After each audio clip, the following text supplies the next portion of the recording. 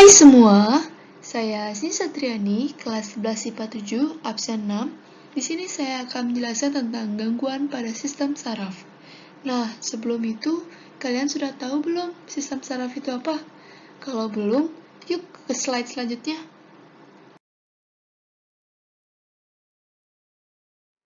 Nah, menurut Wikipedia nih, saraf adalah serat-serat yang menghubungkan organ-organ tubuh dengan sistem saraf pusat, yaitu otak dan susum tulang belakang, dan antar bagian sistem saraf dengan lainnya.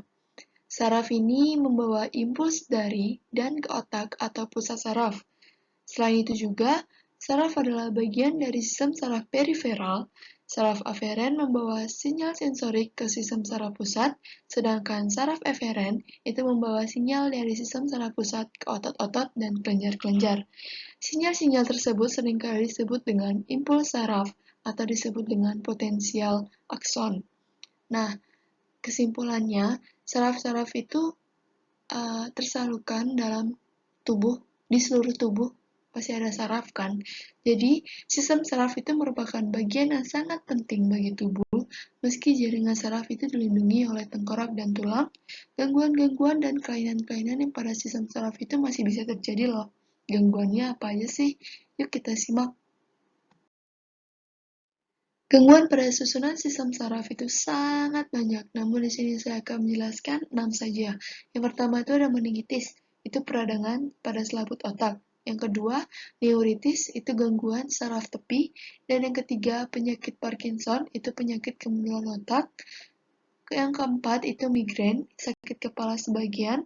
Yang kelima, stroke, penyumbatan atau pecahnya pembuluh darah dari otak. Yang keenam itu multiple sclerosis, itu penyakit saraf kronis. Untuk penjelasan lebih lanjutnya, nanti akan dijelaskan slide per slide. Dan pertama yang saya akan jelaskan adalah penyakit meningitis, atau peradangan di bagian selaput otak.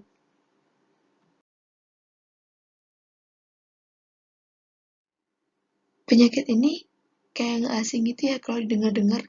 Tapi apa sih itu meningitis?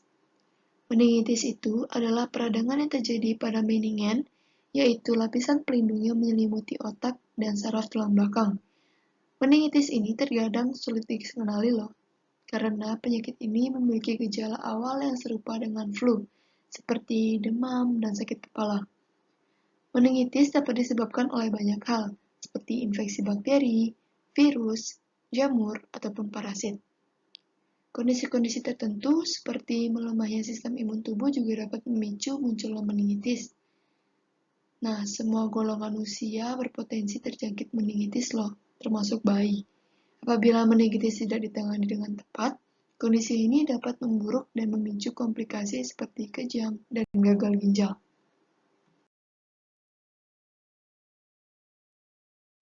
Dari pengertian meningitis yang saya jelaskan tadi, serem banget kan kalau penyakit itu ada di tubuh kita? Maka untuk mencegahnya, kita juga harus tahu dong apa faktor-faktor pemicu meningitis itu terjadi pada tubuh. Nah, faktor-faktor pemicunya itu bisa terjadi karena infeksi kuman, penyakit kanker dan lupus, lalu juga ada efek samping obat, dan pernah mengalami atau menjalankan operasi otak. Lalu resiko terkena meningitis juga akan meningkat pada ibu yang sedang hamil atau lupa menjalani imunisasi nih.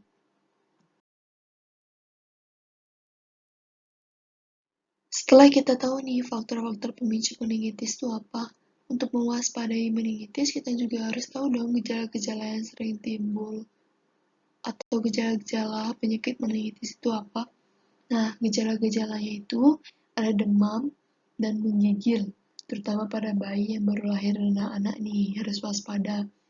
Lalu perubahan kondisi mental seperti kebingungan, mual dan muntah, sensitif terhadap cahaya, lalu sakit kepala parah, leher sering kaku, dan lebih sering pingsan.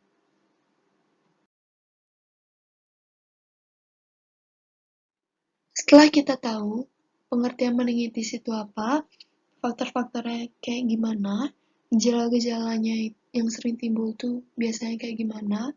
Nah, sekarang kita harus juga tahu dong cara mencegahnya itu gimana. Cara mencegahnya itu banyak banget.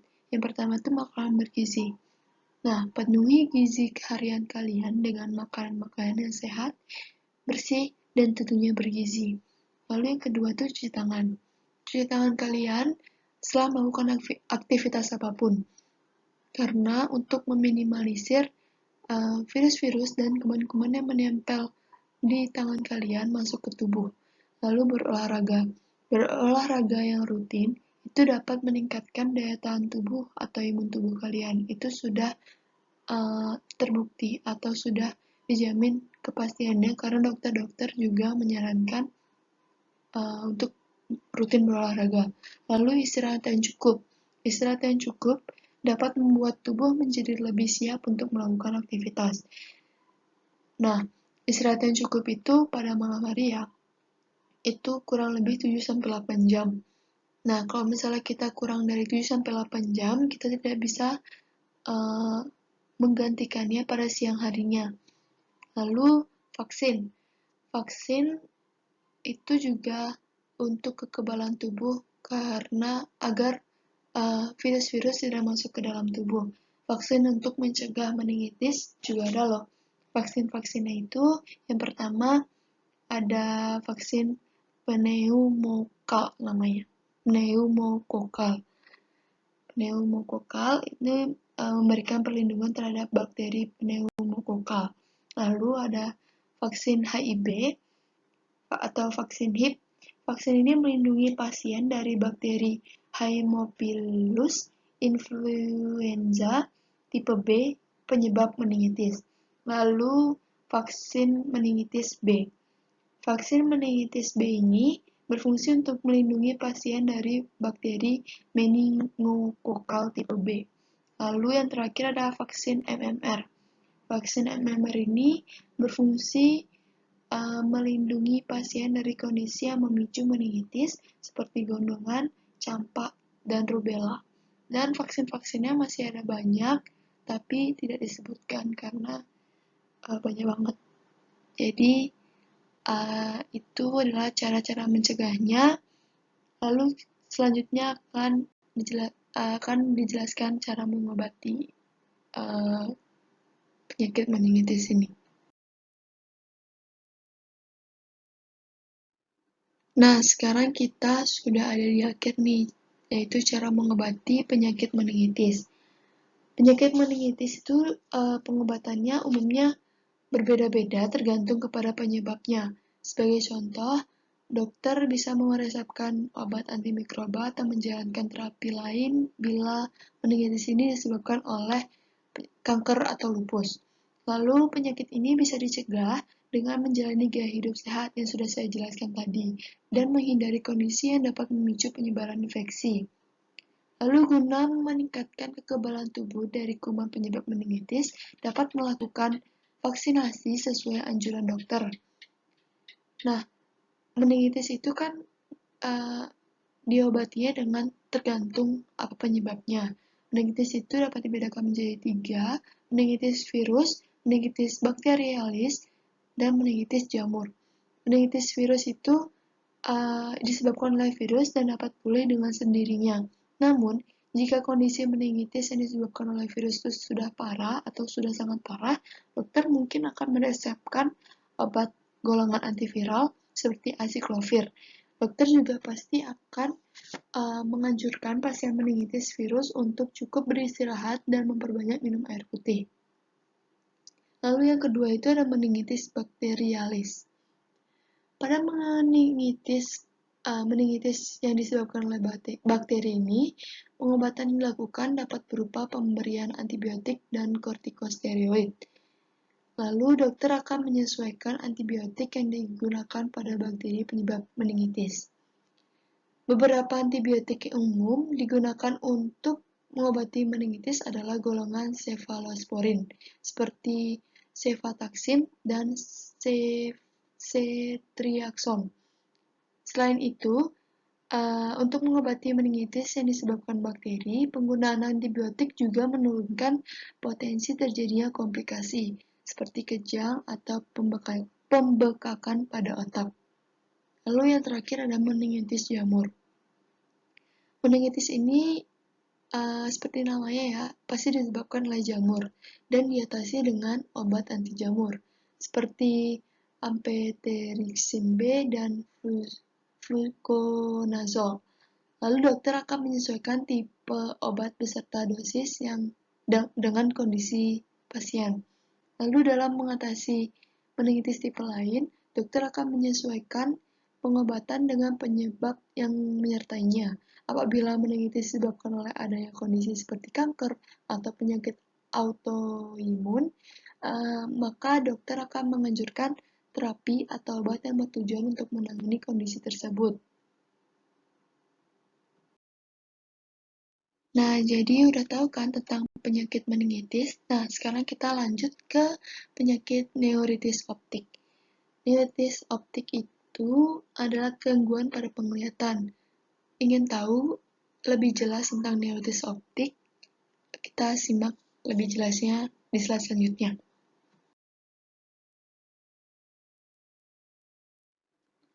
Neuritis optik.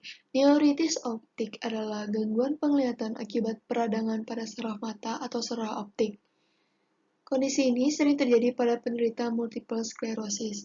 Apa itu multiple sclerosis? Multiple sclerosis ini adalah penyakit pada saraf. Penyakit pada saraf yang akan kita jelaskan pada poin 6 nanti. Jadi, neuritis optik ini yang ditandai dengan buramnya penglihatan pada salah satu mata dan rasa nyeri pada mata. Saraf optik itu membawa sinyal cahaya dari mata ke otak sehingga seseorang dapat melihat. Namun, bila terjadi peradangan, infeksi atau kerusakan pada saraf optik, penderitanya tidak dapat melihat dengan jelas. Neuritis optik ini dapat terjadi pada orang dewasa maupun anak-anak, namun paling sering dialami oleh wanita yang berumur 20-40 tahun. Neuritis optik ini biasanya hanya menyerang salah satu mata, tetapi pada beberapa kasus juga dapat terjadi pada kedua mata.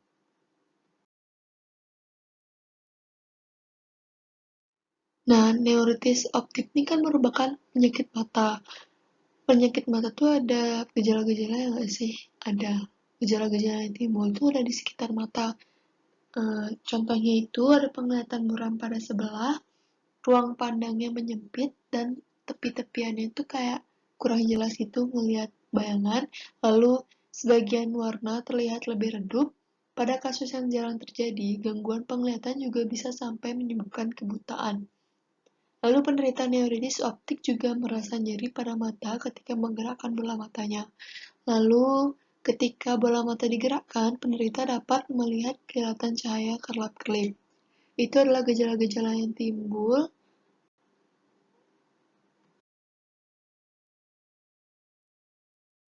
Jadi kan kita sudah menyimak nih gejala-gejala yang timbul itu seperti apa.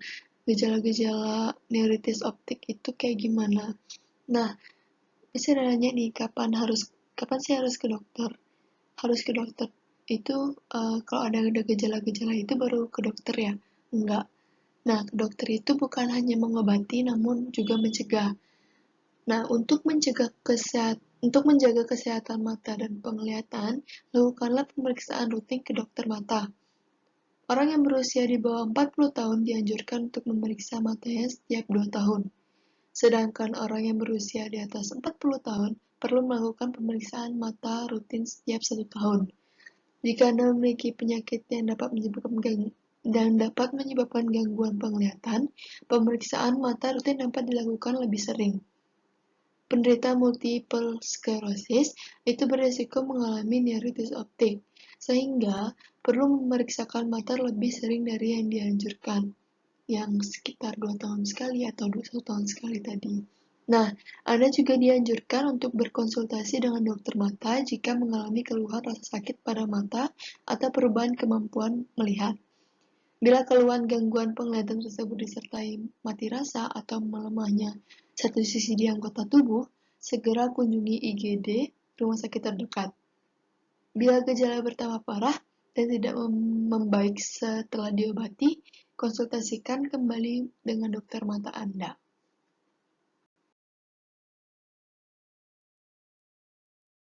Selanjutnya, penyebab neuritis optik. Penyebab pasti neuritis optik belum diketahui secara pasti. Namun, dugaan peradangan dan kerusakan saraf optik ini disebabkan oleh kelainan autoimun. Kelainan autoimun itu apa sih? Kelainan autoimun yaitu suatu penyakit di mana sistem imun atau sistem kekebalan tubuh manusia itu keliru menyerang sel tubuhnya sendiri. Nah, pada penyakit neuritis optik, sistem imun tubuh menyerang selaput saraf optik yang dinamakan dengan mielin. Ketika mielin mengalami kerusakan, sinyal saraf dari mata tidak dapat terkirim dengan baik ke otak. Hal ini menyebabkan penderitanya mengalami gangguan pada penglihatannya. Nah, tadi kita sudah membahas tentang penyebabnya nih. Penyebabnya itu karena kelainan autoimun. Kelainan autoimun yang terkait dengan neuritis optik ini apa aja sih? Nah, yang pertama itu multiple sclerosis. Multiple sclerosis, penyakit ini menyebabkan sistem imun menyerang selaput mielin di otak dan saraf tulang belakang. Tidak hanya penderita multiple sclerosis yang beresiko mengalami neuritis optik, namun penderita neuritis optik juga beresiko mengalami multiple sclerosis. Nah, yang kedua itu adalah neuromielitis optika. Kondisi ini menyebabkan peradangan pada saraf optik dan saraf tulang belakang. Walau mirip dengan multiple sclerosis, penyakit ini tidak menyebabkan kerusakan saraf otak yang terjadi pada multiple sclerosis. Nah, selain kedua penyakit autoimun tersebut, ada beberapa faktor lain juga yang beresiko menimbulkan neuritis optik. Yang pertama itu penggunaan pil kana atau sering disebut dengan tablet kina. Tablet kina ini adalah obat yang digunakan untuk mengobati penyakit malaria akibat parasit yang menetap di dalam perut nyamuk betina yang terinfeksi dan disebarkan ke manusia melalui gigitan nyamuk. Nah, kina ini secara efektif bekerja dengan membunuh parasit malaria yang menetap di dalam sel darah merah setelah memasuki tubuh manusia. Jadi, jika kita terus-menerus menggunakan tablet kina atau mengkonsumsi tablet kina ini, itu akan beresiko menimbulkan neuritis optik. Nah, selanjutnya itu ada infeksi bakteri. Contoh infeksi bakterinya itu ada sifilis atau penyakit Lyme. Atau infeksi virus, contohnya itu ada campak, herpes, dan gondongan. Penyakit lainnya seperti sarkoidosis, lupus, penyakit arterik optik neuropati, diabetes, glaukoma, dan defisiensi vitamin B12.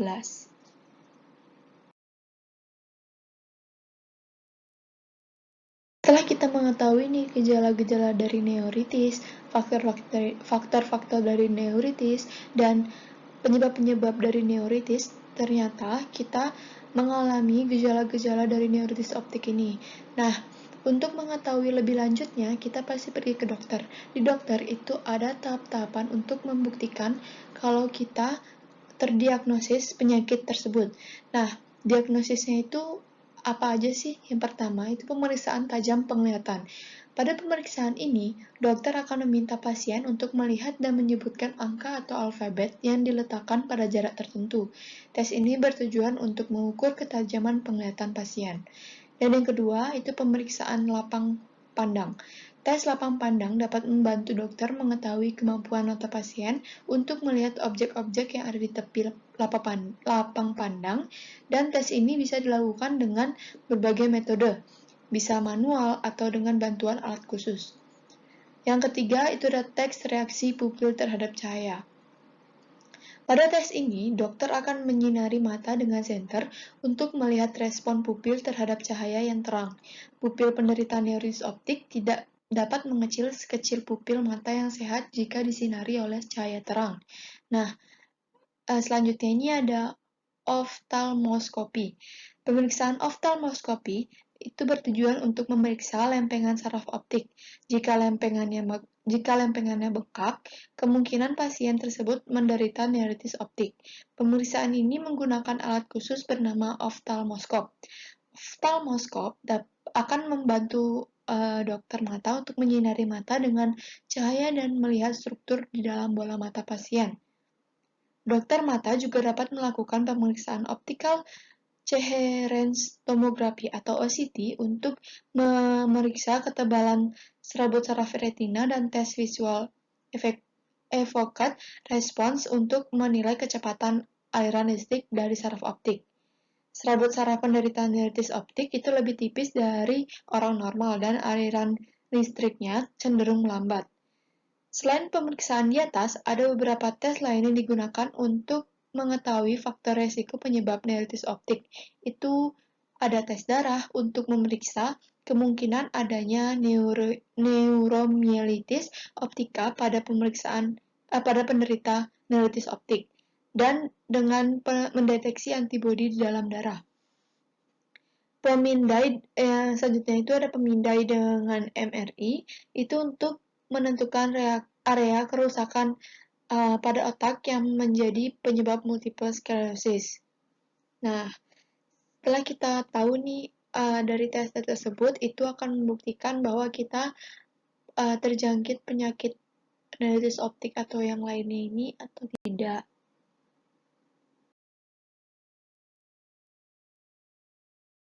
Yang jelas, pengobatan neuritis optik.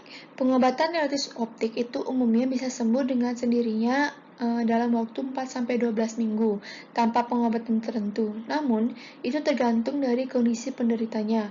Dokter mata dapat memberikan pengobatan tertentu untuk membantu mempercepat penyembuhannya. Itu ada 3. Yang pertama ada obat kortikosteroid. Itu dokter menyuntikkan obat kortikosteroid itu dosis tinggi ke penderita untuk mengobati neuritis optik dan sekaligus memperlambat dan mengurangi resiko perkembangan multiple sclerosis.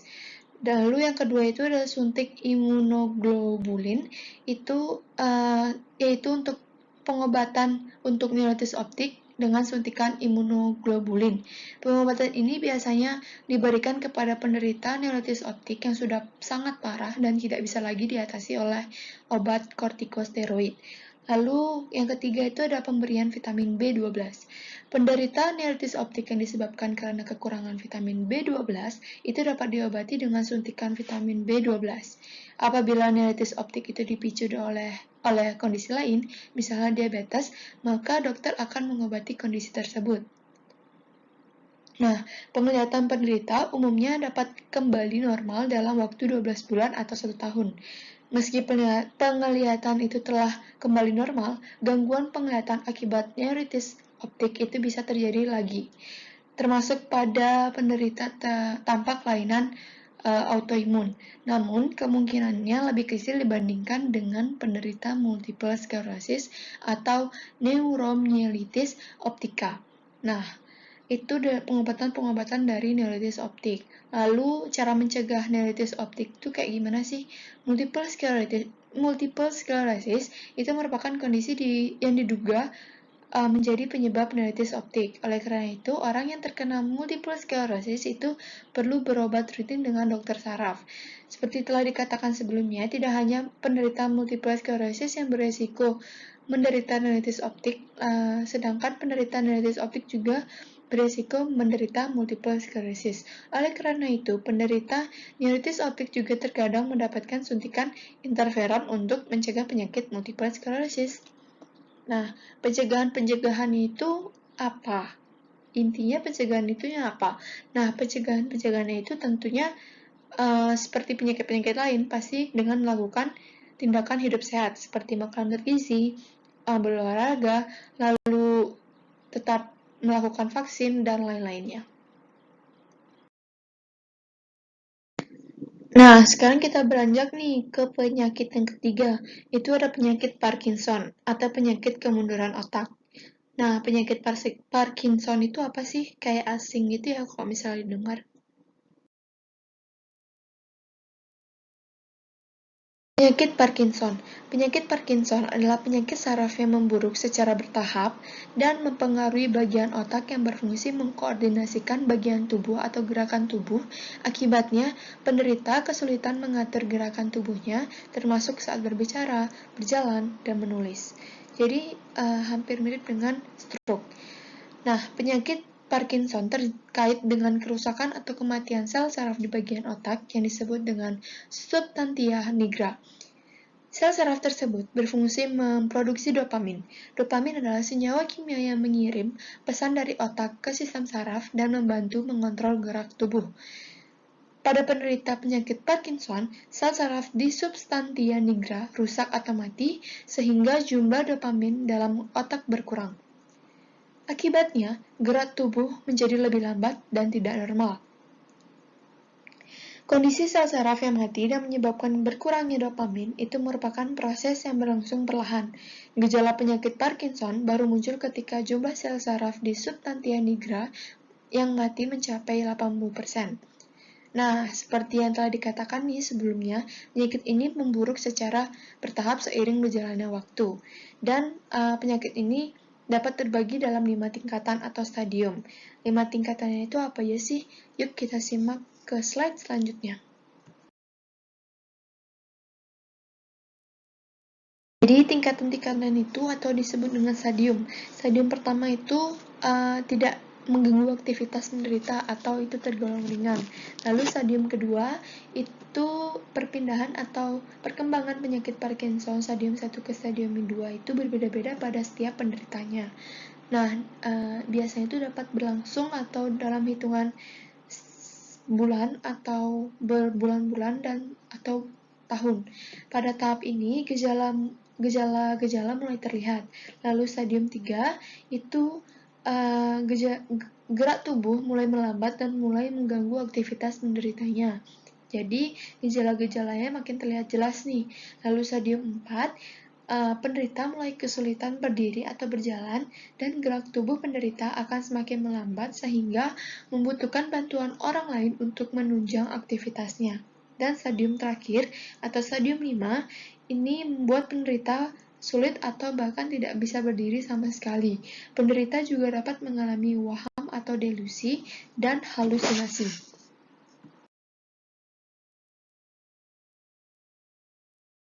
Nah, di tingkatan-tingkatan atau stadium-stadium tadi kita berbicara tentang gejala dari neuritis optik.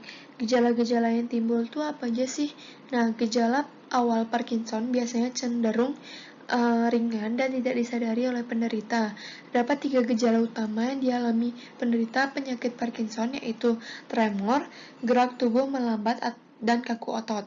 Jadi penyakit Parkinson ini terkait dengan kerusakan atau kematian sel saraf di bagian otak yang disebut dengan substantia nigra. Hal itu menyebabkan berkurangnya produksi dopamin yang sudah tadi dijelaskan.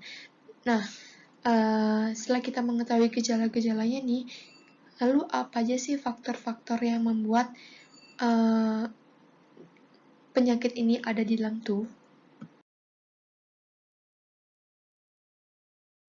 Jadi, belum diketahui apa yang menyebabkan sel saraf rusak atau mati. Namun demikian, kondisi tersebut diduga terkait adanya dari beberapa faktor. Ada 2 faktor, yang pertama itu faktor keturunan. Sekitar 15% penderita penyakit Parkinson memiliki anggota keluarga dengan riwayat penyakit yang sama. Pada kasus tersebut, penyakit Parkinson dapat disebabkan oleh mutasi pada gen. Jadi, kayak misalnya satu keluarga kalian punya penyakit Parkinson, jadi kalian pasti akan keturunan punya penyakit itu nanti. Nah, yang kedua itu ada faktor lingkungan. Paparan racun seperti pestisida, herbisida, polusi udara akibat aktivitas industri atau asap kendaraan bermotor dapat meningkatkan resiko terkena penyakit Parkinson ini. Di samping kedua faktor di atas, penyakit Parkinson juga terkait dengan gumpalan protein abnormal. Gumpalan protein yang disebut dengan Lewy bodies ini terbentuk di sel saraf otak yang memproduksi dopamin. Meskipun belum diketahui penyebab pastinya, penelitian menunjukkan penyakit Parkinson ini lebih rentan menyerang pria dibandingkan wanita, dan individu berusia 60 tahun ke atas itu sering terjangkit penyakit Parkinson ini. Dan pengobatan penyakit Parkinson. Penyakit Parkinson ini ada beberapa metode penanganan penanganannya, dan metode penanganan yang dilakukan itu bertujuan untuk meredakan gejala dan meningkatkan kualitas hidup pasien. Metode pengobatan yang dapat dilakukan itu bisa berupa terapi, seperti terapi fisioterapi, lalu penggunaan obat-obatan seperti antikolinergik dan levodopa, lalu prosedur bedah. Walau tidak dapat diobati, penyakit Parkinson itu dapat juga dicegah dengan berolahraga dengan rutin dan mengonsumsi makanan kaya antioksidan dan yang dipercaya dapat mengurangi resiko seseorang terkena penyakit Parkinson.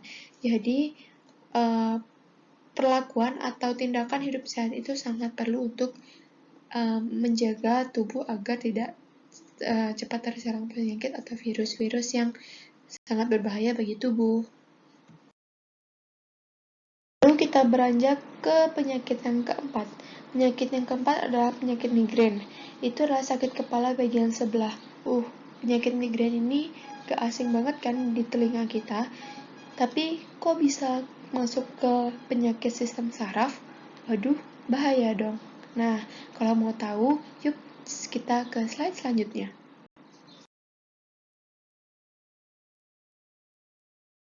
Apa itu migrain? Jadi, migrain adalah sakit kepala yang terasa berdenyut dan biasanya terjadi pada satu sisi kepala saja. Migrain ini merupakan penyakit saraf yang dapat menimbulkan gejala seperti mual, muntah, serta sensitif terhadap cahaya atau suara. Serangan migrain dengan rasa nyeri yang mengganggu dapat berlangsung selama beberapa jam atau beberapa hari. Migrain ini lebih sering diderita oleh wanita dibandingkan pria. Menurut hasil penelitian WHO, dari total populasi manusia berusia 18-65 tahun yang melaporkan pernah menderita sakit kepala, sekitar 30% diantaranya adalah penderita migrain. Pada penderita migrain, serangan sakit kepala sebelah umumnya muncul pertama kali pada masa pubertas atau migrain pada anak. Serangan migrain akan terasa lebih berat bila muncul di usia 35-45 tahun.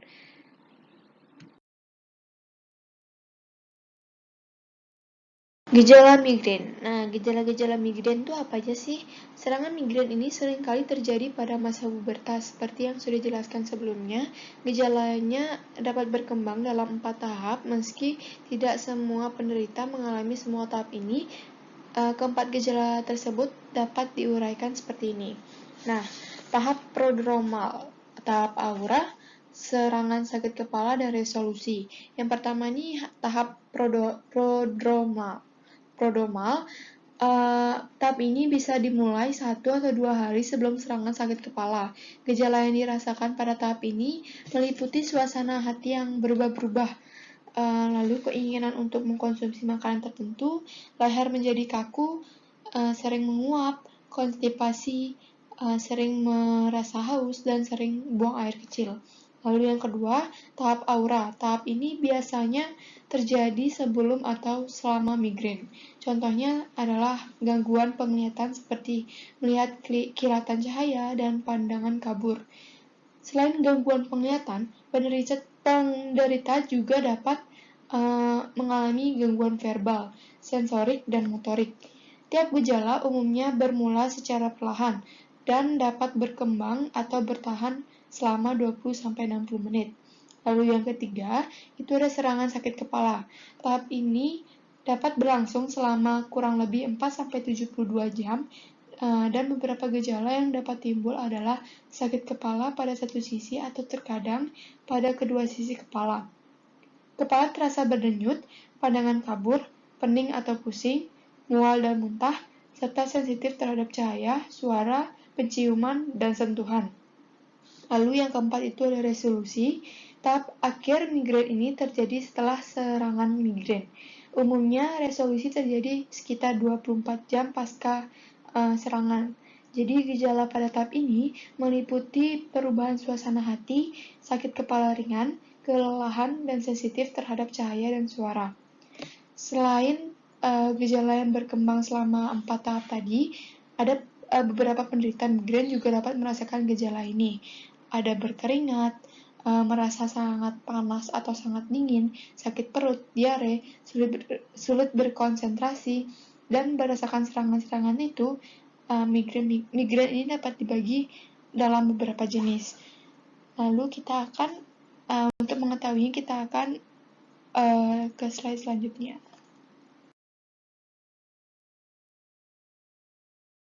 Nah, jenis serangan migrain nih.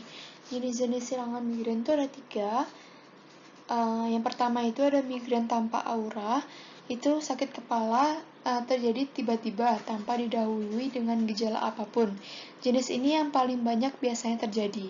Lalu yang kedua itu ada migrain dengan aura. Itu migrain dengan aura diawali dengan tanda-tanda tahapan aura sebelum sakit kepala muncul, seperti melihat kilatan cahaya. Lalu yang ketiga, migrain dengan aura namun tanpa sakit kepala. Kondisi ini yang dikenal dengan silent migraine ini diawali dengan semua tanda atau gejala migrain namun tidak diikuti dengan sakit kepala.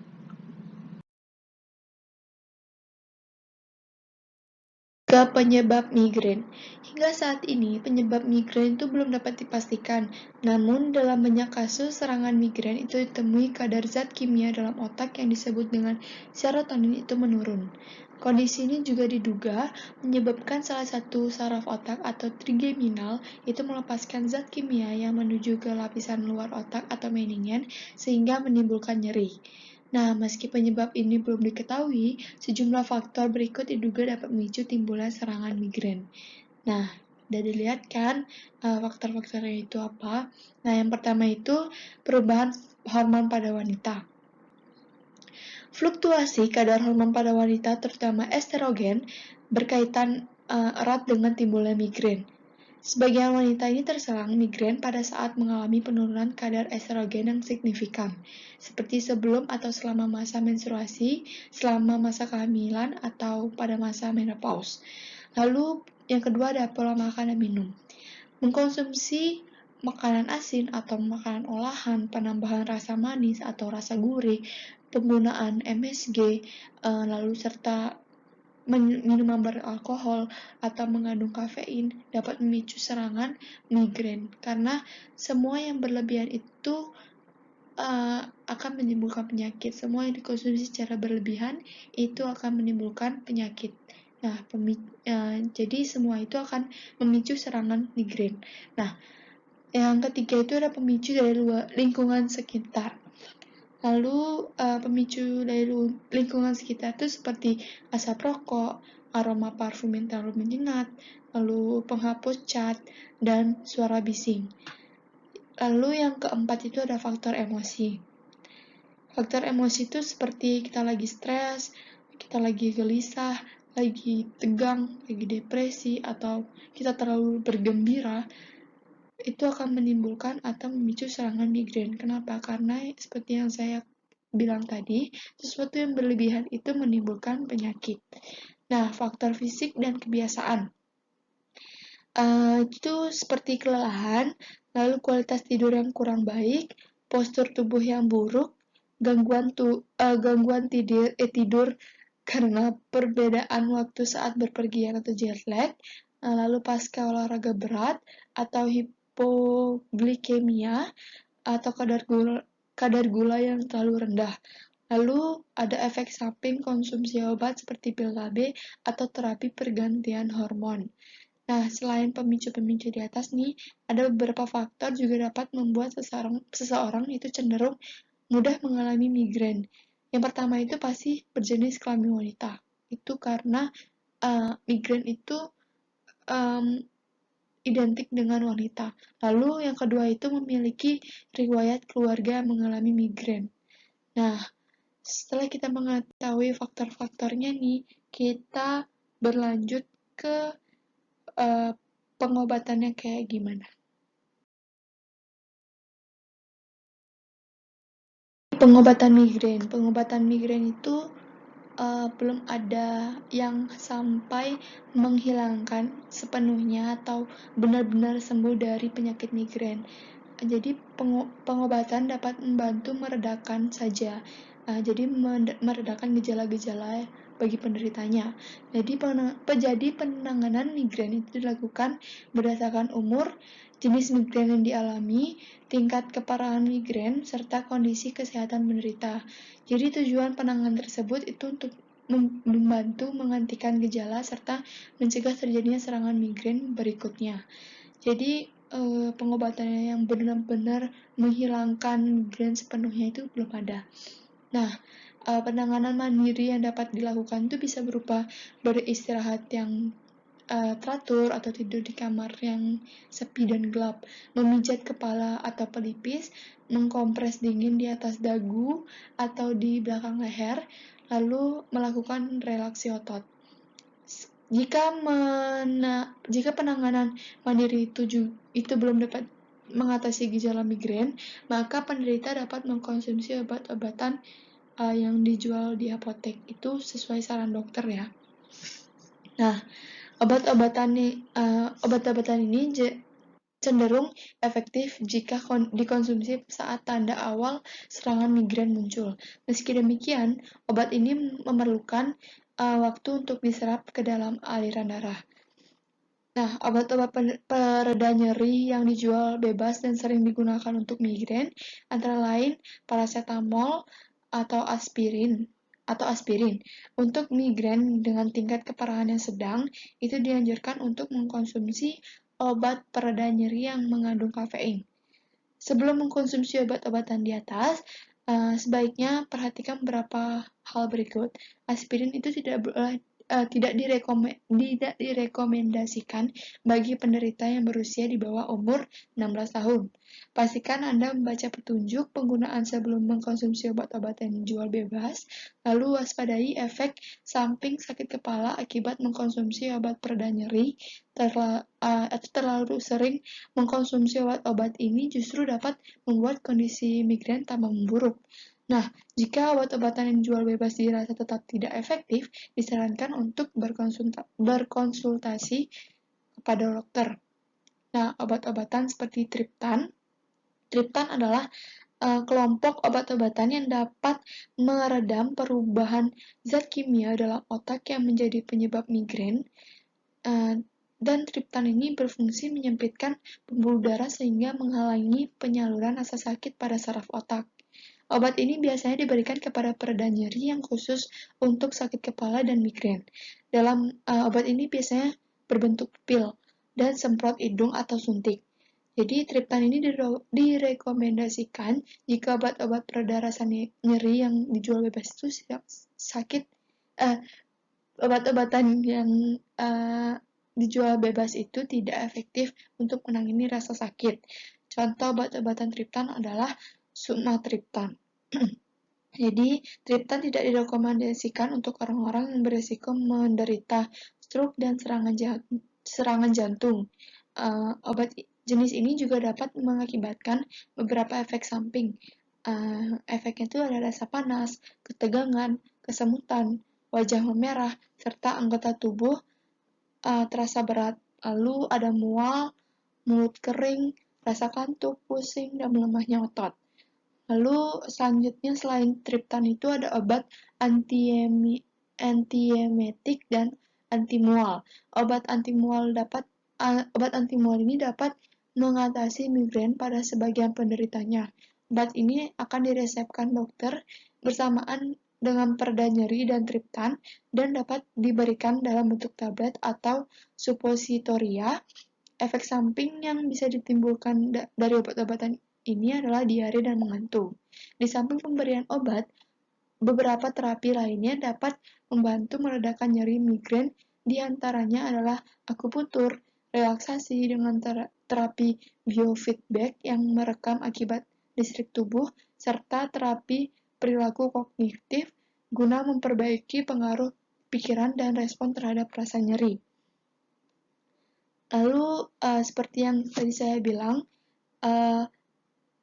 transcranial magnetic stimulation atau TMS, dalam teknik ini sebuah perangkat listrik berukuran kecil diletakkan pada kepala untuk mengantarkan aliran magnetik melalui kulit.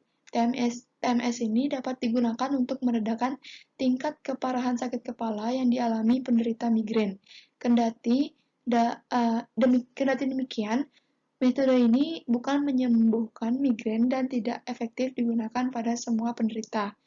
TMS ini dapat dikombinasikan dengan pemberian obat. Efek samping yang dapat ditimbulkan dari metode ini antaranya adalah sedikit pusing, rasa kantuk, lelah, tremor, serta mudah gusar, mudah gelisah, dan seperti ada yang mengganjal. Sejauh ini belum diketahui efek samping dari TMS dalam jangka panjangnya seperti apa. Lalu ada pencegahan migrain. Pencegahan migrain itu biasanya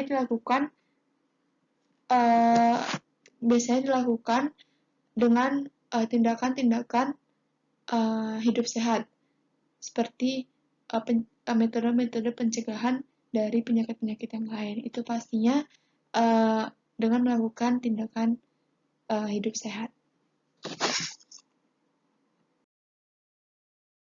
Kita sudah sampai ke penyakit yang kelima, yaitu stroke atau penyumbatan dan pecahnya pembuluh darah di otak.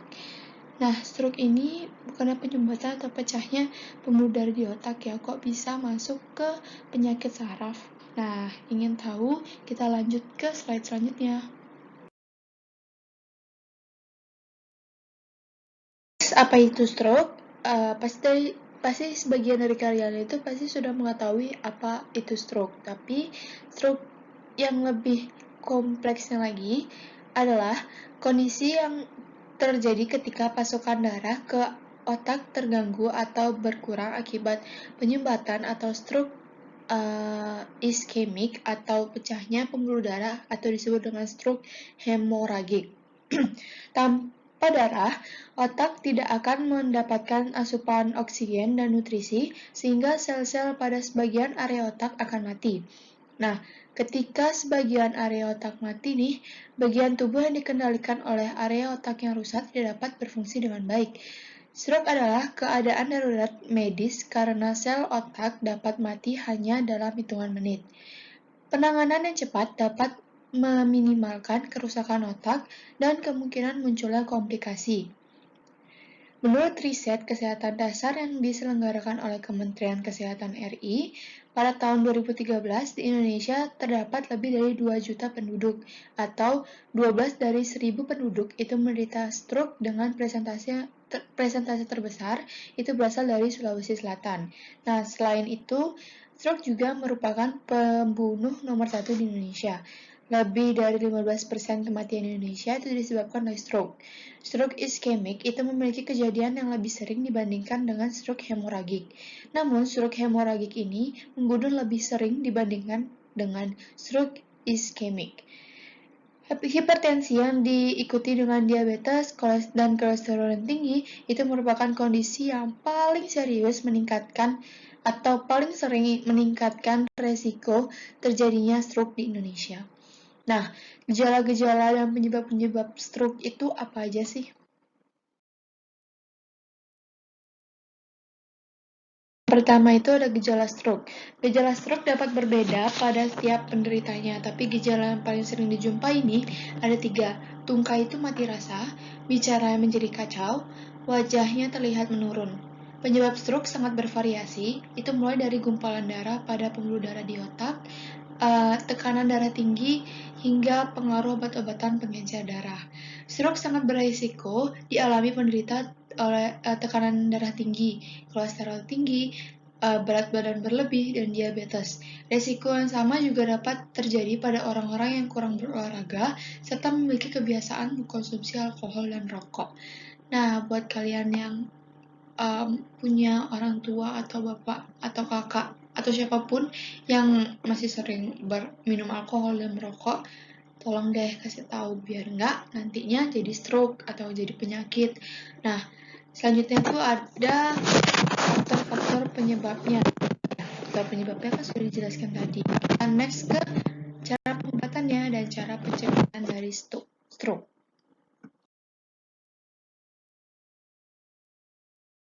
Seperti penjelasan sebelumnya nih, stroke itu kan dibedakan menjadi dua, yaitu stroke iskemik dan stroke hemoragik. Jadi pengobatannya juga dibagi dua, yaitu pengobatan menurut stroke iskemik dan pengobatan menurut stroke hemoragik.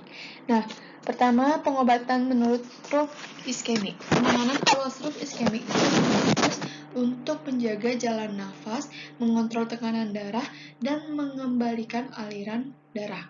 Penanganan tersebut dapat dilakukan dengan cara penyuntikan RTPA. Penyuntikan RTPA atau rekombinen tisu plasminogen activator melalui infus yang dilakukan untuk mengembalikan aliran darah. Namun tidak semua pasien dapat menerima pengobatan ini karena dokter akan menentukan apakah pasien merupakan kandidat yang tepat untuk diberikan RTPA atau tidak. Nah, selanjutnya ada obat antiplatelet. Obat ini untuk mencegah pembekuan darah. Itu digunakan obat antiplatelet itu seperti aspirin. Lalu yang ketiga itu ada obat antikoagulan. Untuk mencegah pembekuan darah, pasien dapat diberikan obat-obatan antikoagulan seperti heparin yang bekerja dengan cara mengubah komposisi faktor pembekuan dalam darah, dan obat antikoagulan ini juga biasanya diberikan pada penderita stroke dengan gangguan irama jantung. Lalu yang keempat, obat antihipertensi. Pada penderita stroke baru, biasanya tekanan darah tidak diturunkan terlalu rendah untuk menjaga suplai darah ke otak, namun setelah keadaan stabil, tekanan darah akan diturunkan ke level yang optimal. Obat hipertensi juga digunakan untuk mencegah stroke berulang, mengingat hipertensi merupakan faktor dari risiko terbanyak penyebab stroke.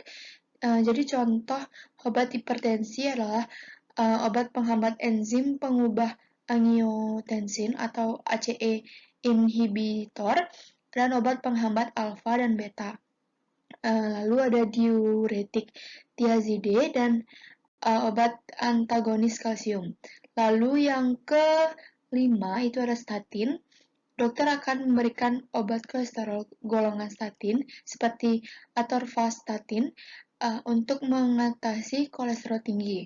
Lalu statin berguna untuk menghambat enzim penghasil kolesterol di dalam organ hati. Lalu yang keenam itu ada endarterektomi karotis. Jadi terkadang operasi diperlukan untuk mencegah berulangnya stroke iskemik. Salah satunya adalah dengan endarterektomi karotis. Itu melalui prosedur ini, tumpukan lemak yang menghambat arteri karotis itu dibuang oleh dokter dengan sebuah pembedahan di leher pasien. Arteri karotis itu merupakan arteri yang terdapat di setiap sisi leher yang menuju ke otak. Lalu, meski efektivitas operasi endarterektomi karotis ini dalam mencegah stroke iskemik cukup tinggi, namun prosedur ini tidak sepenuhnya aman dilakukan pada pasien yang juga menderita kondisi lainnya, terutama dalam penyakit jantung. Lalu yang ketujuh itu angioplasti. Jadi selain endarterektomi karotis, arteri karotis juga dapat dilebarkan dengan teknik angioplasti. Angioplasti ini dilakukan melalui kateter yang dimasukkan melalui pembuluh darah di pangkal paha untuk selanjutnya diarahkan ke arteri karotis. Nah, kateter ini membawa sebuah balon khusus atau stent. Lalu setelah berada dalam arteri karotis, balon digelembungkan untuk memperluas arteri yang tersumbat lalu disangga dengan ring atau stent, stent. Nah, pengobatan stroke hemoragik pada kasus stroke hemoragik itu penanganan awalnya bertujuan untuk mengurangi tekanan pada otak dan mengontrol pendarahan. Ada beberapa pengobatan terhadap stroke hemoragik, yaitu operasi dan pengobatan TIA. Nah, kita kan sudah masuk ke hemoragik nih. Jadi, hemoragik itu bisa dengan obat-obatan, operasi dan pengobatan TIA. Obat-obatannya juga perlu saran dari dokter, dokter itu dapat memberikan obat untuk menurunkan tekanan di otak, menurunkan tekanan darah, dan mencegah kejang dan lain-lainnya, hampir sama dengan iskemik, tapi ada sedikit perbedaan dari anjuran dokter. Lalu ada operasi. Operasi selain dengan obat, stroke hemoragik juga bisa ditangani dengan operasi. Operasi itu dilakukan untuk mengurangi tekanan dalam otak dan bila memungkinkan memperbaiki pembuluh darah yang pecah. Lalu selanjutnya ada pengobatan TIA atau Transient Ischemic Attack.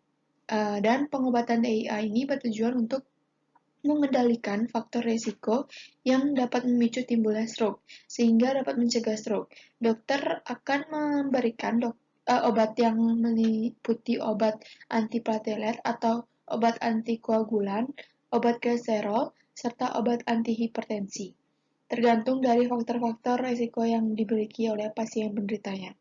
Nah, dalam beberapa kasus, prosedur operasi endarterektomi karotis ini diperlukan jika terdapat penumpukan lemak pada arteri karotis.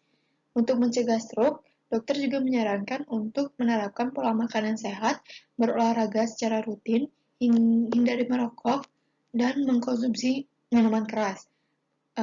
Lalu, komplikasi stroke ini dapat menimbulkan munculnya beberapa masalah kesehatan lainnya, yaitu ada deep vein thrombosis atau pengumpulan darah di tungkai, ada hidrosefalus akibat menumpuknya cairan otak di dalam rongga otak, lalu disfagia atau gangguan refleksi otot saat menelan.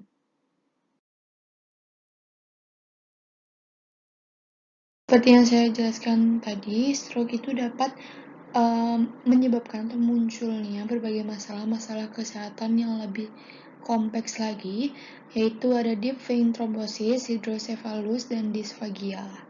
Nah, selanjutnya kita akan beralih ke penyakit yang terakhir, yaitu penyakit multiple sclerosis. Yang keenam, penyakit multiple sclerosis atau penyakit saraf kronis. Wow, saraf kronis berarti kayak penyakit yang paling berbahaya dong. Kalau mau tahu, yuk ke slide selanjutnya. Apa itu multiple sclerosis? Multiple sclerosis adalah gangguan saraf pada otak, mata, dan tulang belakang. Multiple sclerosis ini akan menimbulkan gangguan pada penglihatan dan gerak tubuh. Saat terjadi multiple sclerosis, sistem tubuh itu menyerang lapisan lemak yang melindungi serabut saraf atau mielin. Hal ini menyebabkan gangguan komunikasi antar otak dan seluruh tubuh. Jika tidak segera ditangani, sklerosis ganda dapat menyebabkan penurunan atau kerusakan saraf permanen. Nah, multiple sclerosis ini lebih sering terjadi pada wanita dibandingkan pria. Tingkatan keparahan serangan penyakit ini bervariasi dan menimbulkan efek yang berbeda pada setiap penderitanya.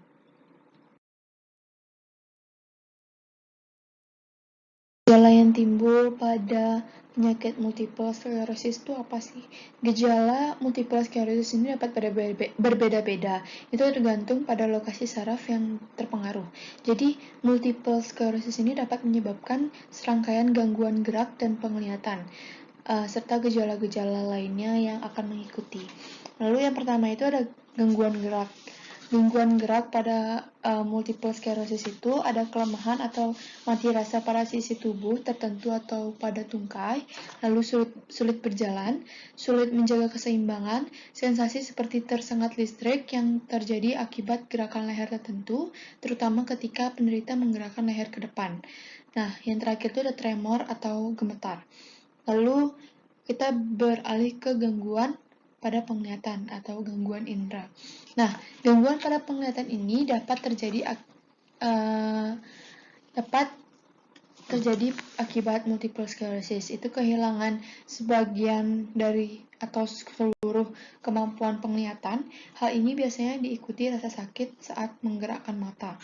Lalu ada penglihatan ganda atau penglihatan berbayang. Lalu ada pandangan menjadi kabur.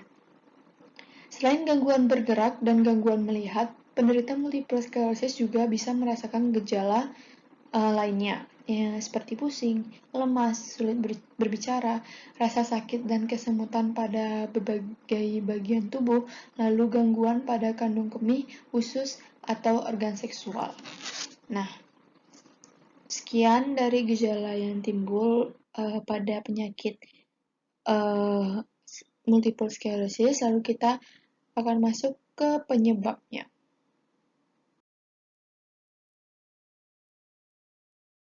Sklerosis. Belum diketahui penyebab pasti dari multiple sclerosis, tapi juga penyebabnya adalah autoimun, di mana sistem kekebalan tubuh itu keliru menyerang jaringan tubuh sendiri. Kombinasi dari faktor genetik dan faktor lingkungan juga diduga dapat meningkatkan resiko terjadinya multiple sclerosis, antara lain wanita berusia antara 16 sampai 55 tahun itu rentan terkena multiple sclerosis. Lalu terdapat anggota keluarga yang menderita multiple sclerosis, pernah atau sedang menderita penyakit mononukleosis, penyakit tiroid, diabetes tipe 1, dan radang usus, kurang mendapatkan paparan sinar matahari dan rendahnya kadar vitamin D dalam tubuh, dan kebiasaan merokok. Lalu, itu adalah penyebab-penyebab dari multiple sclerosis. Dan kapan sih kita harus ke dokter? Nah, seseorang itu perlu berkonsultasi ke dokter jika mengalami gejala multiple sclerosis, terutama orang-orang yang pernah menderita infeksi yang berhubungan dengan multiple sclerosis, seperti penyakit mononukleosis. Lalu, multiple sclerosis ini merupakan penyakit yang dapat berkepanjangan. Lalu, rutin berkonsultasi dengan dokter penting untuk memantau perkembangan penyakit dan evaluasi pengobatan. Nah, orang-orang yang menderita penyakit autoimun nih, seperti diabetes tipe 1, penyakit tiroid, atau radang usus, itu lebih beresiko mengalami multiple sclerosis. Oleh karena itu, penyakit-penyakit tersebut perlu dikontrol rutin ke dokter untuk mencegah perkembangan penyakit dan mendeteksi dini komplikasi dari penyakit yang dideritanya.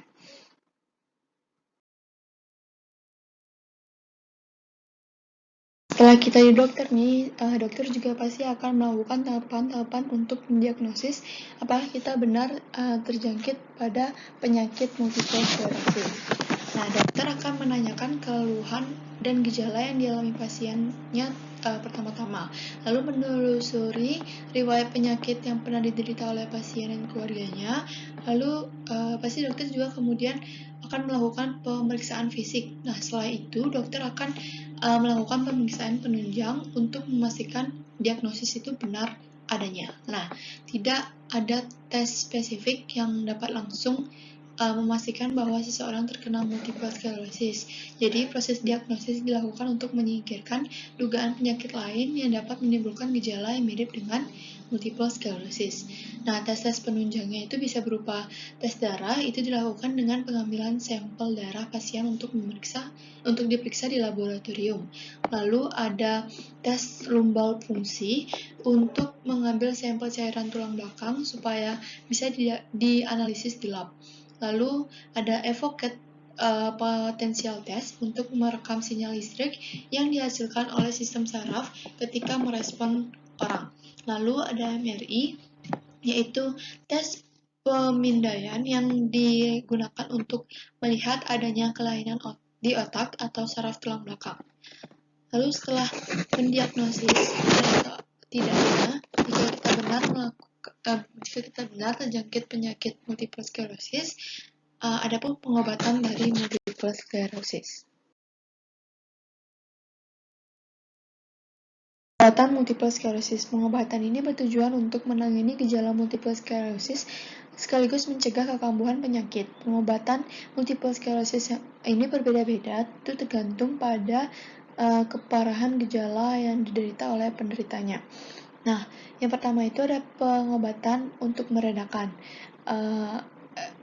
Ada beberapa bentuk yang diberikan dokter untuk meredakan gejala multiple sclerosis ini. Yang pertama itu akan diberikan obat-obatan. Dokter akan memberikan obat kortikosteroid seperti prednison dan metilprednisolon untuk mengurangi peradangan saraf akibat multiple sclerosis. Dan selain itu, untuk mengurangi kaku pada otot, dokter akan memberikan obat pelemas otot seperti baclofen dan tizanidin serta obat meltipenidate dan obat antidepresan untuk mengurangi rasa lelah. Lalu yang kedua itu ada fisioterapi. Terapi fisik dan terapi okupasi itu dilakukan untuk meningkatkan kekuatan fisik pada penderita multiple sclerosis. Hal ini memudahkan penderita multiple sclerosis untuk menjalani kesehariannya. Lalu yang terakhir itu adalah plasmaferesis. Dokter akan membuang plasma darah yang ada di dalam tubuh pasien. Itu menggunakan alat khusus. Untuk menggantikan plasma yang dibuang, dokter akan memasukkan cairan infus khusus seperti albumin. Nah, tadi itu merupakan cara untuk meredakan. Lalu ini adalah pengobatan untuk mencegah kambuhnya penyakit multiple sclerosis. Dokter akan memberikan suntikan interferon beta untuk mengurangi frekuensi dan keparahan dari kambuhnya multiple sclerosis.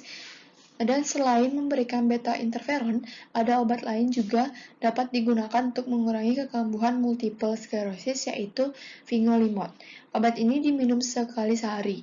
Dan beberapa penderita multiple sclerosis yang hanya mengalami gejala yang ringan tidak perlu mendapatkan pengobatan khusus seperti itu. Namun, perlu diketahui bahwa sebenarnya belum ada obat yang dapat menyembuhkan multiple sclerosis.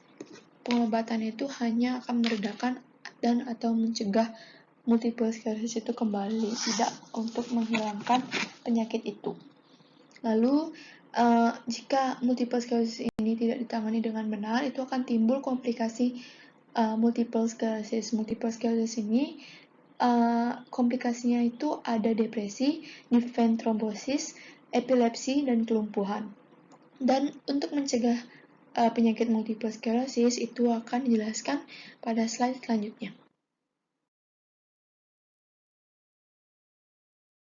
Bahan multiple sclerosis dari penelitian menunjukkan bahwa risiko multiple sclerosis itu dapat dikurangi dengan mengkonsumsi makanan yang kaya dengan vitamin D. Lalu konsultasikan penyakit multiple sclerosis Anda dengan dokter yang mengenal tentang penyakit saraf. Lalu lakukan juga pemeriksaan kesehatan rutin ke dokter untuk mendeteksi dini penyakit multiple sclerosis agar tidak terjadi komplikasi multiple sclerosis yang berkelanjutan. Lalu terutama ketika Anda memiliki anggota keluarga yang menderita multiple sclerosis dan pernah atau sedang menderita penyakit mononukleosis, penyakit tiroid, diabetes tipe 1, dan radang usus. Dan bila Anda seorang perokok, hentikan kebiasaan merokok tersebut, dan selain mengandung banyak zat racun, rokok juga dapat merupakan salah satu faktor dari risiko terjadinya multiple sclerosis. Bukan hanya penyakit multiple sclerosis, rokok juga akan menimbulkan banyak sekali penyakit-penyakit lainnya seperti penyakit radang paru-paru dan penyakit kompleks lainnya. Jadi, sekian dari penjelasan dari multiple sclerosis.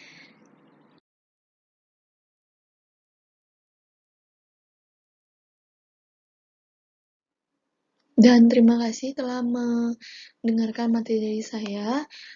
Semoga bisa bermanfaat bagi banyak orang dan bisa menambah informasi lebih dari materi saya.